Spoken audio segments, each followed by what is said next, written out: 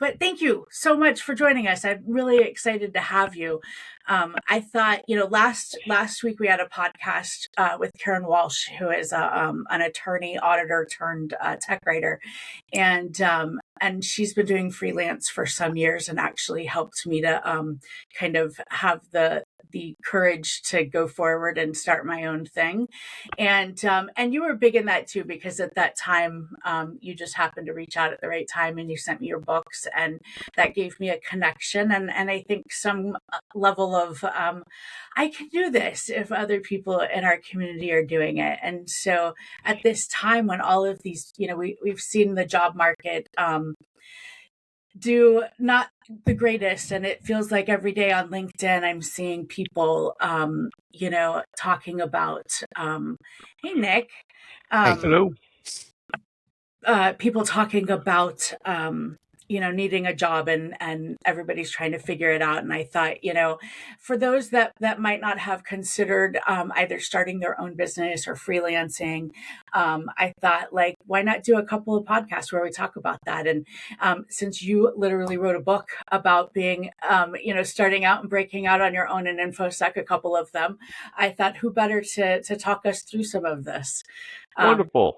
Thank you for inviting me. Thank you.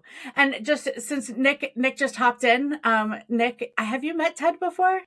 Yes, I've met you, Ted. Oh, okay. I can't remember what conference it was, but I was telling her, I know I met him before. I don't remember a lot because I have your book and it's signed. So I was like, okay, so I did meet him. Yeah, you definitely did meet me. That's so awesome. But I've also been watching some of your YouTube videos because I've been trying to get a little bit more motivated lately too. So I appreciate the stuff you're putting together. Great. And I should be doing more YouTube videos. I tend to do them in batches. And it's like, I'll do one this week and nothing will happen for a month. And I gotcha.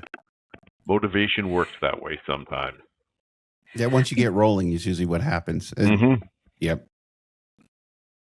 So Ted, I'm super curious, just kind of your thoughts on kind of that, and like, what does the landscape look good for people right now trying to do some freelance work while they're trying to make ends meet in between, their last gig and their next one? Well, the job market certainly seems, I don't want to say bad, I want to say fragmented. I mean, there's certainly places where it's bad. There's some really talented people out there that are unemployed and have been for a while. We keep hearing there's so much work available, but I don't know if that's really true. I'm sure there's things to do, but people aren't hiring as much. No. And a lot of times when organizations have things that should be done and don't want to hire for whatever reason, the economy, or they're not doing that well, or they're unsure, there's a lot of uncertainty today, they're willing to hire consultants or contractors to do the work. And sometimes they need to be told that. Sometimes like, well, they'll have a job offer out there, you might even interview for it, and maybe you're not quite the right perfect person. There's no such thing as like a perfect person, right? Right. And it's like, well, you have work that you need to have done. I can do some of this. Why don't we do it on a non-permanent employee basis? And maybe things work out a long time and maybe they don't, but you'll get this done, I'll get paid. We'll do some valuable work together. Yep. And I think that's a good point I hadn't considered, is that some of the companies may need to understand too that you don't have to necessarily hire a full-blown employee, because of course that comes with it benefits and other other costs that are quite significant. I in the last probably 10 or 15 years started to really understand kind of what those hidden costs are that employees don't even necessarily understand, like how much it is for insurance, how much it is for a company to get like things like even just like EAP, and some of those things we don't think about a lot. Like a lot of those things are required by employers, and for them to hire somebody who's a contractor or a freelancer or whatever, like that's so much cheaper on them. And that's why a lot of like freelancers end up making more per hour than they would if they were, at some traditional job. Yeah, it's much less of a commitment. For both sides. Yeah. Hiring someone is like almost like marrying them. I mean, you're stuck together for a while. Yeah.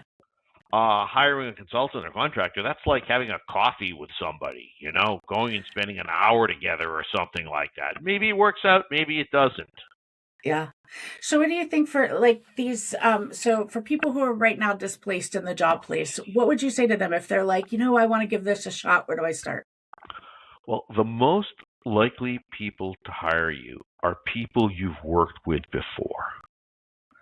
And I remember when I first started to go out on my own, I was working for Hewlett-Packard, something very few people actually believe. I have people say, no, you never worked for a big company. It's like, yeah, I did. I did. They treated me really well. I just didn't really belong there.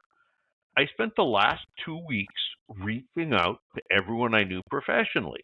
Now, these are people I had worked with who'd moved on to different companies, people I didn't maybe work directly with at the same company, but we'd done projects together, people I knew from conferences, people I'd done professional things with. And it was harder back then. I mean, we didn't have social media. Right. I was like calling up companies where I thought people worked, but I wasn't sure if they were still there and asking for them by name. And if they weren't there, I was leaving, in some cases when I knew people well, truly bizarre messages where like, oh, this has to be Ted. And I get calls back. Did you just leave me this message? Now with like LinkedIn, and not everyone was on email back then. I mean, right. Most technical people were, but not everybody, right? And it's interesting, the way I actually started was kind of bizarre. Now, I want to back way up to my first job. Very quickly, I met this one guy who was working as a consultant for my company. They had hired him to come in and do a couple things, and I found out that they had paid him almost my yearly salary to write a class on Bourne shell scripting. And I was like, I could have written this. They paid this guy like almost a year's salary to do this. And like, what would that take me to write? I don't know, 3 weeks? Probably 6 weeks. Things take longer, right? I didn't realize back then that we didn't have the bandwidth to stick me on doing that project, right? And other things I couldn't do. They couldn't hire another full-time employee, but it's like, oh, this guy can do it for, X dollars, and we'll have it done. Then I met another person who was also a consultant. And I was like, I don't know why I can't do this. Now, with someone, I think they were smarter than me. They had more experience than I did. And long term, it's like, really smart person. I'm not sure they were smarter than me, or being super smart is overrated. I mean, you want to be bright, right? And we all tend to be in this field. And then I made a decision. I am going to go consult. Well, I'm not always the most decisive person. Humans aren't. It's like, I'm doing this. Like, I'm doing this for 2 years, and I didn't. Then finally, I not only made the decision, but I had like a drop date, dead date. What I wanted to do was go travel for a while and then come back and try consulting. And I always traveled some for work. I had burnt through all my frequent flyer miles, well, almost all of them, but using Marriott points, I had a free flight to Taipei coming up in like 6 weeks. And no burning desire to go to Taipei. I knew nothing about it, but it got me somewhere far away. Then I had a flight back using, I think, United points 8 weeks later, roughly 8 or 9 weeks later from Bangkok. And I was like, I may or may not take this flight back, but at least it's getting me to an interesting part of the world, and I will consult when I come back. Well, here's what happened. I met somebody who was interested in hiring me for a full-time job. Now, this was an industry consortium called the Open Software Foundation. It's back in like 1990. And some of my friends worked there. Remember, the most likely people to hire you are people you've worked with before. I had worked with them at my previous 2 jobs, and they really wanted to hire me. Like, look, guys, like, I knew them well. I could easily have a frank discussion. It's like, I have a job. I'm trying to not have a job. I'm going to go travel around the world aimlessly, and then I'm going to come back and consult. And we talked back and forth like, well, we could hire you as a consultant. Okay, that sounds perfect. I'll be back in like 8 or 12 weeks. And they were like, well, we have stuff for you to do now. So here's what happened. I gave my notice at Hewlett-Packard, gave them 2 weeks. I timed it to cause minimal disruption. I didn't belong there. I didn't fit in, but they were good people. They treated me well. And I told them, it's like, yeah, I'll stay longer if you want me to stay, but I'm out of here. Nothing personal.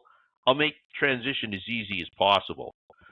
So that Friday, they're actually surprised I even showed up Friday. It's like, I'm still on the payroll, I drove over. So that person too. Yeah. It would never even, I don't think it would ever have dawned on me that like people just don't show up for their last day. Like that's your last day. It's my last day. I mean, I want to say goodbye, among other things. Yeah. I drove home. I got home. I was working in Chelmsford, Mass. I drove to, where was I living right then? I was living in Brookline. So it was like a 35-minute drive with traffic. Within 35 minutes, I'm parked. I'm inside. I'm lying on the couch. I've got these manuals like up. I'm reading lying on the couch, and I am on their book. They're paying me half my rate just to read books on the technical stuff that they had. So I literally started consulting immediately. I want to take a break and travel. It didn't happen. Now, they sent me all over the place with some of my consulting. Nice.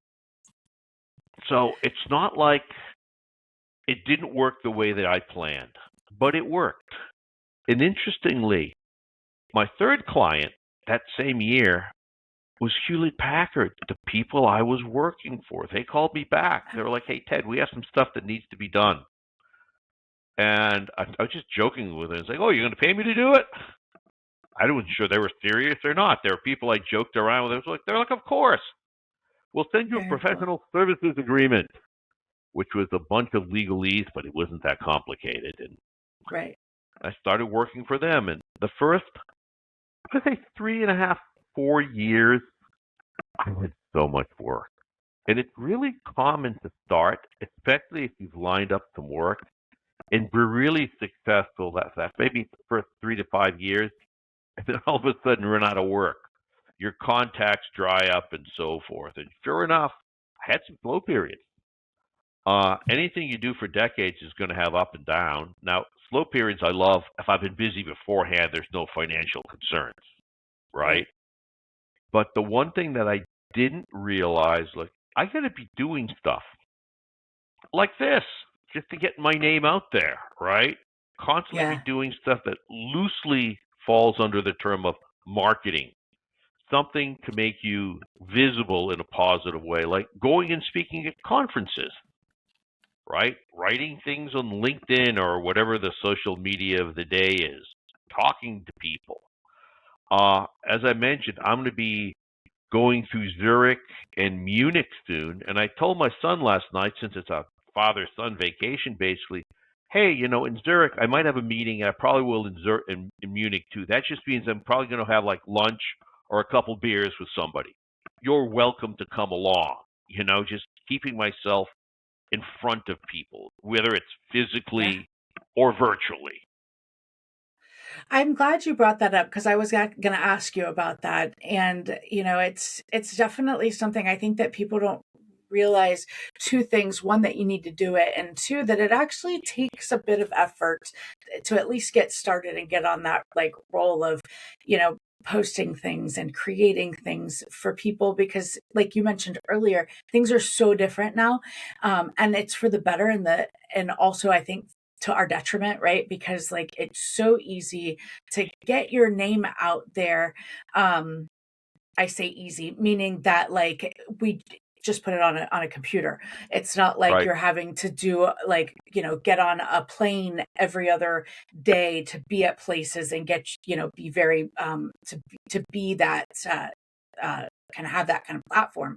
Now, if you're consistent on social media and, you're putting out content that people are able to relate to in some way, you can really grow that. But like, you have to maintain that. That's not something that just continues and that you can keep from just being, kind of fun a couple of times.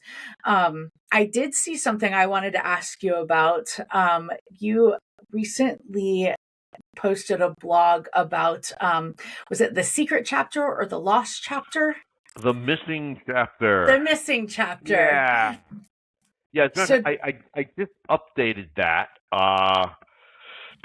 That is available at teddemop.com. You can go download it. There's a big download button, I think, right now. I've got a web guy doing my web stuff because I've decided I can't do everything technical. Here's what happened. So I wrote my book on how to get started in InfoSec consulting, a beginners and beyond guide. I think that's a sub. And I think that is what it's called. I ended up meeting so many on the live. So many successful people in various areas of life, particularly in our space, who don't really love what they do. And I know consultants in our space, but more so in other spaces, that have started what seem to be extremely successful consultancies that don't love the work that they do. They might not love the people they work with. They might not love exactly what they're doing. I have a friend who seems enormously successful working in compliance. He has decided he does not like compliance at all. And he's not crazy about the people he works with. They're okay. He doesn't dislike them at all. And I was like, okay, building a successful consultancy, or let's say career, is not that difficult. It's challenging for sure. There's going to be big ups and downs. There's no question at all. But building one that you love, that's harder. Where like now, it's like, I'm excited to do this. Last week, I taught a 6-day online boot camp. I was going 9 to 7 every day. Now, I didn't necessarily want to start every day at 9 a.m. But it's like, I had fun doing it. My next consulting gig, I've got a project starting right when I come back from Europe, like the next day. I'm going to be jet lagged. I'm probably not. Yeah, you are. But you know what? I like the people I'm going to be working with. I'm excited to do this project. Can't go into any details because of NDA, but it's like, and there's a lot of people out there that have seemingly successful careers, whether they're consultants or whatever, and they don't just love it. Now, you're not going to love everything, You're not going to love everything. But overall, having everything be like 80 or 90% of this is awesome. And that's what the chapter is. And that should have been the first chapter in the book. And the minutes will also stand alone. If you don't read the book, that's fine. I honestly, the getting started in InfoSec consulting, I don't remember if you sent me, I know you sent me this one, you mailed it to me, and I don't remember if you sent me the other one or if I purchased that on my own before you sent me this one. The getting started in InfoSec consulting is my favorite, and I think probably just because it was so much more what I was needing versus the InfoSec Rockstar one. That has a lot of really good stuff in it, and I pulled some stuff when I was getting started. But this one I really read through, and I kind of like keep it on, like sometimes you just need ideas. And what I love is that your book is so succinct. I feel like it's great for people like me that probably have, some ADHD and other quirks. And so like getting it, like just these, it was just perfect for me. But I think like, our company's been around now for a little over a year, about a year and a half. And it'll be 2 years actually, in a couple of months. And it was a little bit slower than yours was because of just kind of the phase in life that I was coming out of and into. And, and there was definitely a lot of times that I, sat around trying to figure out like, where's the next thing going to come from? And we need another project, or we need, we needed more to be able to be sustainable. And, And I think that part of it for me was just deciding that like, you mentioned the like drop date or dead date. I had one of those, but it was kind of one of those where I was like, all right, I'm going to give this a shot. I was lucky enough and privileged enough financially to be able to be like, all right, I'm just going to push through, because I had been doing doing the job um, market thing, and going to interviews, and it was just it got sad at a point, because you mentioned like you want to like the people you work with, and where I am in life, I have worked with a lot of people that I didn't like, and it makes for a really tough day in the office. It makes for a Does. hard, long day. And when you get home, that doesn't just wash off you when you walk through the door. You either have to unwind, if you can figure out how to do that, or you bring it home with you, and it's even more detrimental to your health and well-being. And I kind of was like, as I'm going through, I had a couple of really good interviews with these companies and these teams where I was like, I could see myself with these people. I could see myself enjoying being around these people. I enjoyed the interviews with them. Like, I just was like, oh, I want this team. And then I didn't get it, and I was kind of heartbroken. And I went through a few more and a few more, and it was like I lost the want after a couple of teams where I was like, oh, that would have been a really great team to work with. And then the next being people where I was like, I don't even want to finish this interview with you, let alone work with you. And so that was when I decided, you know what, let's just see if I can build the thing that I want. And the best thing for me was because I have a special needs son who has, things pop up quite often where you just need to like be able to jump up and go pick him up from school, or deal with whatever. And so for me, that was a huge part of being able to work for myself. And it's not easy, right? Like, I think that there's definitely a trade-off with either working for somebody or for yourself, because if you work for somebody, there's generally some stability there. You're not having to worry about making sure that all the things are coming in so that you have a job, unless maybe you're sales, right? But like, Right. they're dealing with the money, they're worrying about that. You have to do your job and your job only. And then, hopefully, if you're lucky enough, at the end of the day, you go home, you don't have to deal with that anymore, and you're done. If you work for yourself, that's a 24/7 thing. You're always thinking about like what, at least for myself, especially, like, I didn't have any interest in like having a business.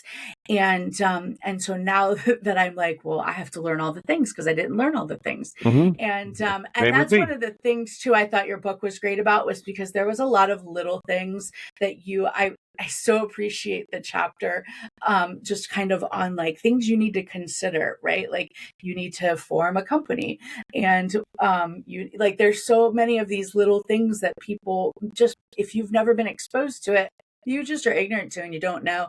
I just was watching Silicon Valley for the second time. I love that show. And we saw last week the episode where they get a check, and it's made out to the company, which he has not made.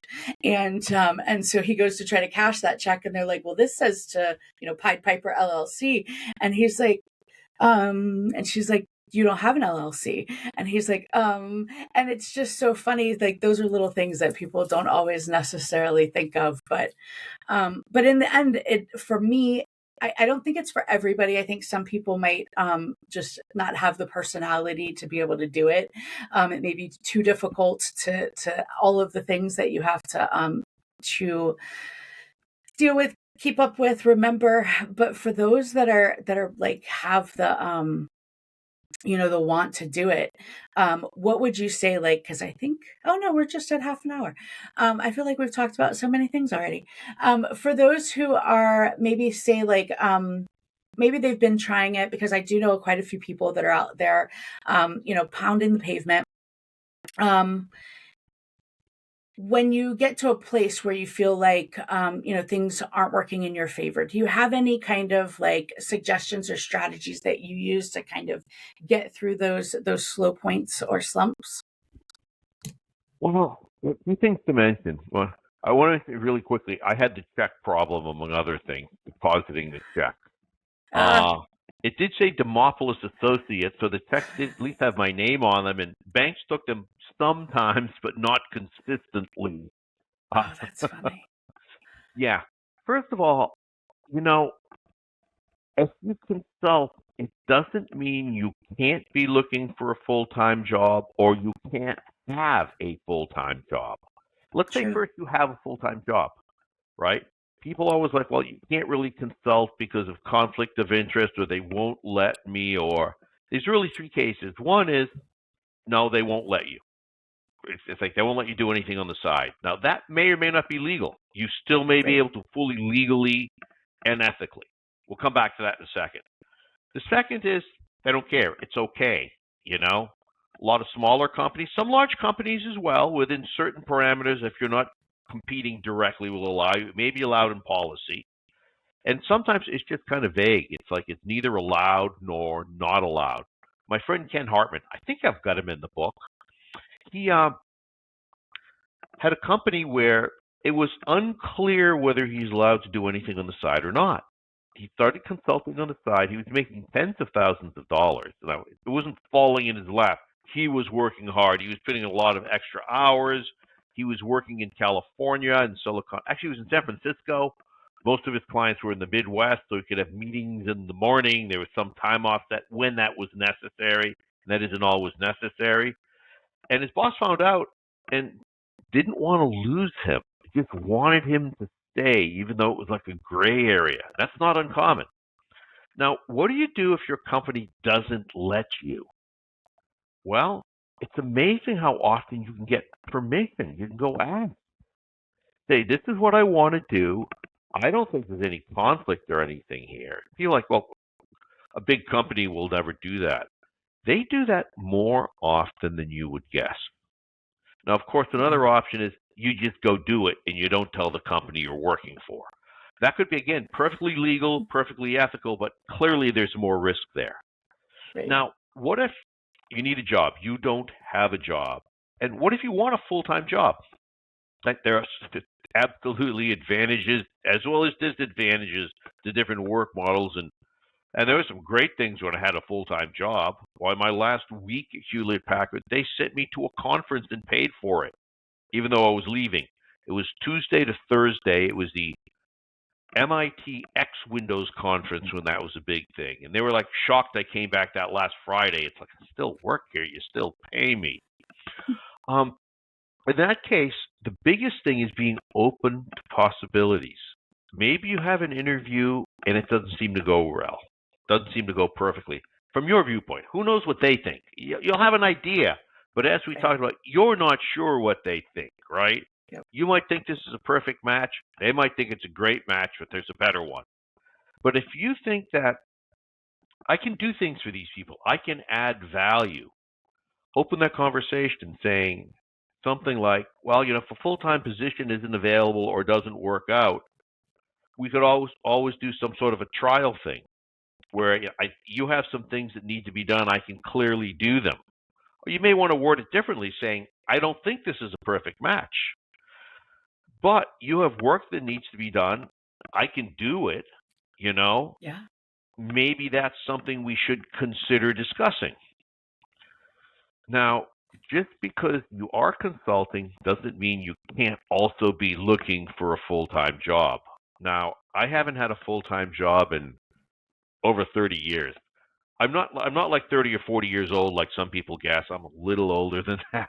But there was one point where I found a job that would have been a perfect fit for me. And I was like, and I knew some people there. I knew people involved that would have given me the highest recommendations possible. Like, this is a full-time job. I haven't had one forever, like over 20 years. I was like, I think I want to do it. But you know what? It was 10 time zones away from New England. Wow. My ex-wife was like, do it. We'll come visit. And it was like, I'm not going there unless the kids come. Like, you guys got to come too. Even though we weren't together, we're still Yeah. quite friendly. And it's like, I'm not going to see the kids like twice a year or 3 times a year. Right. but I consider it a full-time job. And even today, even though so many of my friends are retiring, and I'm always like, man, your life must have totally sucked if like what you did was so bad you want to stop doing it 100%, like never again. But if I find a full-time job that this is like, I'm not gonna say perfect match. Nothing is perfect. 95%. I might just jump on it. Yeah. Yeah. I So think I have keeping, something on that as well, Ted. So even when I was working in the DoD as active duty, I still had the ability to work and do some consulting on the side. It was the communication part. I had to fill out the documentation, make sure there was communication, because I mean it's the DoD. It's very stringent. They're going to be very much by the rules. But they didn't mind. My supervisors didn't mind. The commander didn't mind, as long as I communicated everything. And then once I retired and I started working for a smaller company, it was the same thing, because we were doing government contracts. There was people that had stuff that didn't have to do with the company I was working with, but I could help them with. I went, hey, I could help you in this. This is an aviation thing. I'd like to help you. And so as long as there was never a conflict of interest and I kept communicating in a small business and a large one, I never had any issue doing consulting while working full time. And I just wanted to bring that up for anybody that would be interested. It's always the communication part, and it worked out really well. Ideally, everything is above board if you're doing things on the side. Ideally, it is. And I've known other people that have worked for the DoD who have been able to do things on the side without any difficulty. yeah. Plus, you don't get, what is it? The saying is you get 100% of the things you don't ask for, or you don't get 100% of the things you don't ask for. Like, it kind of goes along the same lines with what you mentioned about, like, if you're leaving a place and saying, hey, if you need something. And honestly, I'm taking that to heart too, because I am not a salesperson. I hate reaching out to people, but sometimes you just have to like figure out how to do that in a way that is still authentically you. Because I'm not that person, the salesy type. So I think that's really good, good information, like to remember to ask for the things. Yeah. I did want I wrote down, because I wanted to come back to this. You mentioned the professional services agreement with one of your first clients, and that's one of those things that people sometimes don't think about, is like that you do have these contracts that you need to have between you and your clients, and that can be super scary at first. And I think it's good to remember, like, for people now, things are so much easier, like as long as you do it in the right way. So there's an asterisk on this of we have AI that can help us now, and the asterisk is you need to, like, it's to get started. When you don't have an attorney, you don't have access or the ability to hire one right now.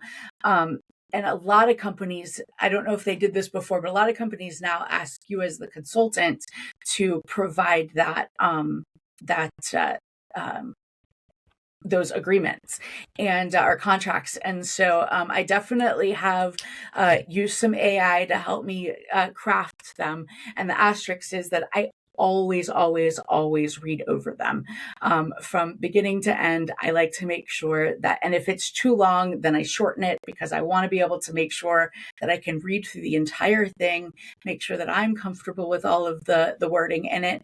And because I don't want to send something to somebody that's going to look jacked up, like AI wrote it. So I usually will, tailor it to my own specific needs. But just so people know that is out there. So like when you start getting into this stuff and you think, I absolutely have no idea how I would navigate some of these things, there are either people out there that will help you. Just other freelancers I found have been some of the most helpful people. You would think that it would be the opposite, like people gatekeeping kind of that knowledge base. But I find, at least I've been lucky enough that when I've reached out looking for help or questions, answers to questions, people have been really, really helpful.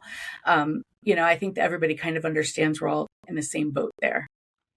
I find the same thing when it comes, especially to things outside of the geek space, like contracts, how to approach someone, how to talk to them, stages of work. People tend to be very open with that. Now, it's interesting you're using AI to help. I do the same thing. One thing I do like to do is run everything by a human lawyer. And that can be expensive. A lot of my clients have used LegalZoom, which exists in the U.S. and a few other countries as well. It's like for like $99 or something. They'll review a contract, or $50. Oh, okay. Yeah. Also, I found with a lot of my clients, I don't actually have a contract, which is both good and bad. So the last 6 months, I've done the most work for the SANS Institute. I do have a non-disclosure agreement with them. There's no formal contract. It's based on trust, which is both good and bad, right? I mean, you do want to trust the people you're working with. And I've also had other, like, including lots of small companies, big ones like Cisco. Cisco's a massive company. When I worked for them, they were in such a rush to get something done. There was no formal contract until after I'd been doing work for months. Oh, wow. But I trusted the people I worked with. They trusted me. Now, that doesn't mean that whole division doesn't get whacked and they're gone and I'm, left dry. That something wrong can always happen. And absolutely recommend having a contract there, ideally. But there's plenty of work I've started without it. I think that speaks more for the speed of bureaucracy in a large company than it does anything else. We've all seen that. Yes, we all have. We all have. Now, whenever I have an agreement in principle to do something and the contract's being worked on, very often big companies want to write the contract. Sometimes they want you to, but they usually have people that do contracts like legal departments and so forth. You know what I do? I can't remember who I got this term from, but I make dust fly. I make it obvious that work is being done. Now, I don't put a lot of time in necessarily, especially if we haven't agreed on all exactly what's going to be done, but make it look like I'm busy by actually doing some things. I find that more likely the work is actually going to happen. And I'm not going to put in 100 hours, but I'll put in 2-3 hours a week or more, just like, look, I'm making progress. I'm starting things. It's like, yeah, you're taking care of the formalities. They'll get done. I find that more likely that the work actually happens. Because, of course, even when things look 100%, they don't always happen. Something comes up. Yeah. Very cool. I'm running out of questions. You've answered so many. I actually thought it was going to take us way longer to get through so much cool stuff. Let's see. What do you think right now is an area that, because I found so when we started doing our own business, we did that, we're still kind of in that typical, if you ask us to do something, we will figure out a way to do it for you if it's within our wheelhouse. And so, we kind of just, you're like, okay, well, we need money. We need to pay bills. Pretty much there, I'll do anything. And what's great about that, and what I'm so glad is that I have learned things like, my husband, who now we were lucky enough to bring him on some months back, full time. And he was doing compliance assessments and, that kind of stuff before. And he did it for a large consultancy firm. And so, I started kind of learning those things, learning about compliance. I didn't think I would like compliance because, number one, he doesn't like compliance. And most of the people that I had talked to who were who had done compliance all made it sound like the most boring CPA type job imaginable. Turns out that apparently that is what my brain likes. I love compliance. I think my brain likes to figure out, well, I don't know, can we do that? Is that the truth? Is that all right? I like digging down into those. So it turned out for me that I loved compliance and started learning as much as I could about compliance. And because you kind of are thrown in sometimes, doing everything on your own or just with one other person, I have just learned so much about it down into we recently started doing some CMMC readiness assessments for some clients. And it's just I find it fascinating. Other people would hate it.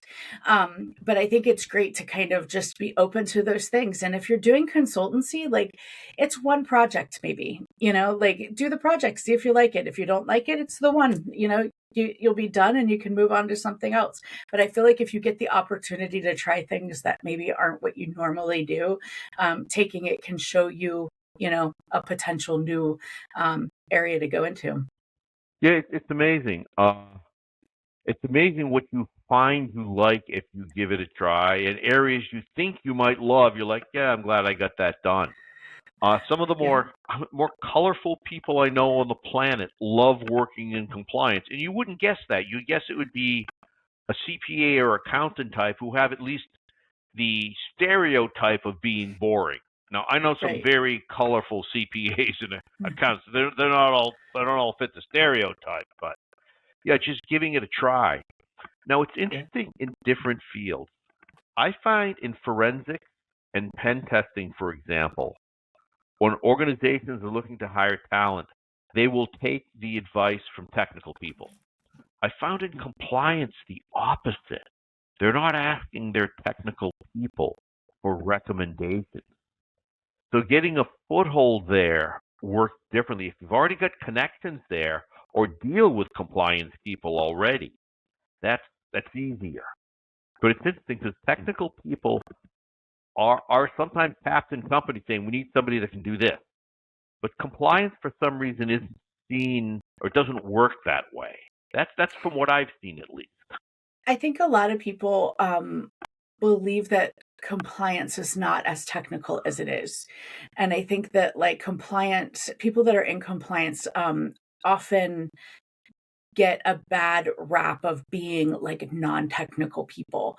And I think that that's it's definitely a huge misconception because to do compliance well and to understand it takes two parts, and one part is being able to read through the legal jargon and understand kind of what those statutes and sections are saying and how that applies in a technical manner, because you're talking about controls. Like, yeah, it's one thing, like, do we have policies, do we have procedures, but like when you go down to the technical controls and being able to determine, does this technical control or set of controls meet this this regulation control? And there's a lot of technicality that gets brought in there. And I wonder if the reason why people aren't tapping their technical people for compliance suggestions or recommendations is because of that. Like, I didn't realize when I worked on our SOC and incident response team was kind of one big area, and we had compliance that was kind of like off to the side, and those were all. This was a large defense contractor, and so it was a lot of attorneys and auditors that were part of the compliance team, and like we just simply never hung out. And me being me, like there'd be a couple of times that they would show up in meetings and they would quietly be in the back, and I'd be like, "Hi, I'm Ushi. Who are you?" And so I started to kind of meet the compliance people and then started to learn a bit more about compliance before I left there. But like realizing like, oh my gosh, you guys are dealing with all kinds of things that are directly related to what we're doing every day. And I had no idea that you guys even really existed over there. Now, mind you, this was when I was, brand new as a SOC analyst, and I, just didn't know all of the pieces and parts. And I think a lot of people don't know the pieces and parts of InfoSec, but yeah, like there's some kind of weird divide there that I don't fully understand either. But I have seen that divide myself and don't fully understand it. Yeah, I as well. But these other jobs wouldn't even exist if it wasn't for the compliance. Because these companies wouldn't do this out of, well, we need to be secure. Like, no, we have to check off these boxes. And you are right. But it's just your hackers. You wouldn't even have pen testing. It wouldn't exist without the compliance. And I think it's very important. Like I didn't think about that until I was when I got pulled on with that last company, and they just needed me to make sure we checked off all the boxes for compliance. And so I had to pull in all these controls. I had to pull in all this stuff. And they're like, really? And I go, yep, this is where we have to meet. This is what we have to meet. But it created all these other tasks and all the other jobs in order to meet that. And I think a lot of people kind of forget that connection. Yeah, definitely. So what other areas do you think right now in consulting are big? Do you see are you seeing anything where, there's like a niche that isn't being, that has kind of a bigger area for people to focus on right now? There's three areas I've seen that have had a lot of work, mostly consistency, some up and down, and a new area. Certainly compliance, forensics, and in forensics, I'm going to include incident response, although they're not really the same thing. They're certainly related, in penetration testing. And now, whether it's good or bad, anything that has AI on the title is hot, right? Yeah. So anything I was with going to put an AI, AI sticker on my car. I was going to put an AI badge on my car because that'll give me like 10 extra horsepower from what I heard. What are people looking for in AI right now? Like, I'm super curious about that, in terms of just like, other than maybe like software engineering, that type of thing. What are you seeing that's emerging? people are trying to do things better and faster. They're definitely doing things faster. Are they doing them better? I don't know. I've seen a lot of things come out of AI that aren't great. I mean, there's a lot of promise here. There's a lot of value. So, for example, my missing chapter on how to build a consulting career that you love. I'm working on a new version. Should be done in 3 or 4 weeks. It's going to be not that different, but I'm going to include some AI prompts in there. Awesome. Because AI can be really good at starting things out, giving you ideas and so forth. And I'm going to tell people in there, it's like, don't count on AI to do this. Use it as a tool to like help you, to give you ideas, to write things more succinctly and so forth. And I think that's awesome that you're putting the prompts in there, because what I try to tell people who want to use like LLMs and stuff to help with work is like, it's all about the prompt. And if you give it a very vague prompt, then you have to understand that you're going to get very generalized information back. The more direct that you can make your prompt, the better it is. Obviously, there's a trade-off there, because you have to consider what information you're giving that prompt, and consider the security of your information. But the more details that you can put into a prompt, the better it's gonna kind of give you ideas. I feel like you still have to, again, there's always that caveat of like, use your common sense when dealing with AI. It's not, it's, especially like the LLMs. I feel like a lot of people forget too that, some of the other types of AI isn't just like the large language models. There's a lot of different other types of calculations going on.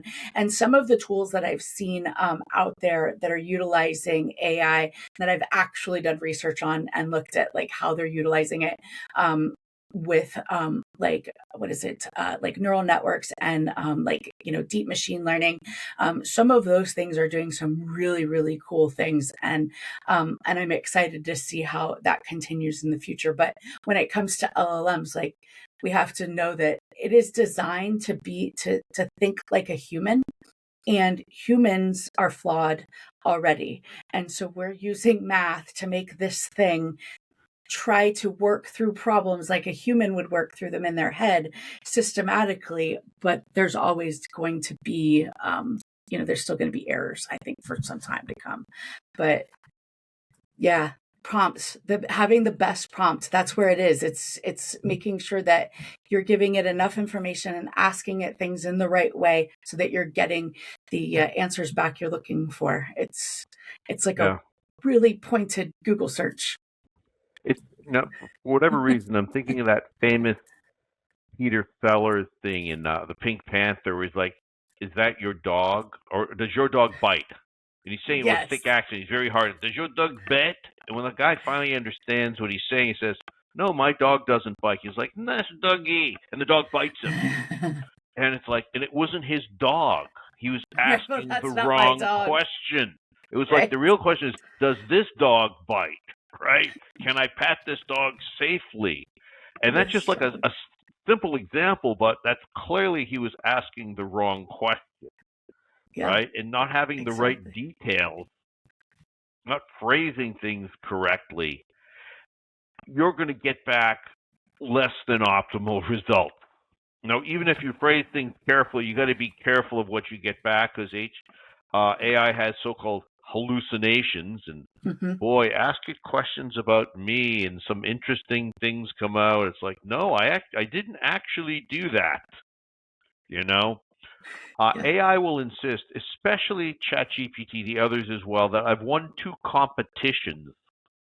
hacking competitions that I've never heard of before. I don't even know if they exist. I haven't gone that far. Oh, that's funny. That's funny. Um, I need to look myself up now. I'm curious. I remember when Gemini first came out, I was working at Google, and actually before it came out, when we were just able to use the internal, and we were all searching ourselves and asking to tell us about ourselves. And there was somebody who did something in forensics, but not digital forensics. It was like some kind of DNA forensics, and whose name is also Ursula. And I think her last name may have even been Cowan. Like it was like a real similar person, but this person was in like Switzerland or somewhere in that general area, and I got it attached to me as I had done this and I had won, like some crazy, like not a Nobel Peace Prize, but like something very similar, like as some big deal science prize. I was like, look at me. Congratulations. Thank you in DNA. So but so that's so funny. So as we wrap up, you mentioned the book. So is it going to be like a like a second edition? Are you putting together a new book? When do we expect it out? When can we order it? All those things. Okay. I'm not doing a new version of the consulting book because I think that's solid. I'd love to someday when things change enough, but Yeah. even though it's 2 years old, a year and a half, I'm bad with time. I think it's current. All the material is current in there. The chapter 0 or the missing chapter, I think of it should have been chapter 0. That's just a free download. That's just a PDF download. It's on teddemop.com. That I am going to be updating. I'm Okay. playing with some AI prompts that I think will help people. I don't think you have to use them, but people have been asking, and I've been like, yeah, there is some value here. Now, I am looking at a new book, and sometimes I talk about a not-to-do list, things I'm not doing. Working on the new book is on my not-to-do list for the next month. I've got some projects I've got to finish, but it's on startups. Now, a Awesome. startup could be kind of service-based, like a consultancy, right? Or it could be product-based, and there's less of a difference than there used to be in the past. The products in our space are often software, and they're often software as a service right now. So Right. I'm looking at doing that, a book on startups, hopefully this year. I've got the core of it written, but I'm not working on it for the next month because I've got so much other things that I want to finish. And this trip with my son and with cousins, we're going skiing in I can't pronounce the place, St. Anton am Arlberg in Austria. Very cool. Still have to figure out how we're getting there. I know how we're getting to Zurich, but Yeah. Oh, that's fun. So, very cool then. So we've got, so the one that you were talking about then updating is your missing chapter. it's my I missing chapter. misunderstood Yeah. that. Yep. Awesome. And so then we can expect later in the year, next year, maybe another book from you about startups. Yeah. Awesome. I can't wait to read And that. I'll send you guys copies. No, thank you. You might have to remind me. I don't promise to remember to do everything that I want to do. No worries. No worries. Well, thank you so much again for joining us. It was so much fun as usual to get to chat with you. Thanks. I'm glad that we could. Yeah. It was great to see you All right. again, Ted. Great to see you.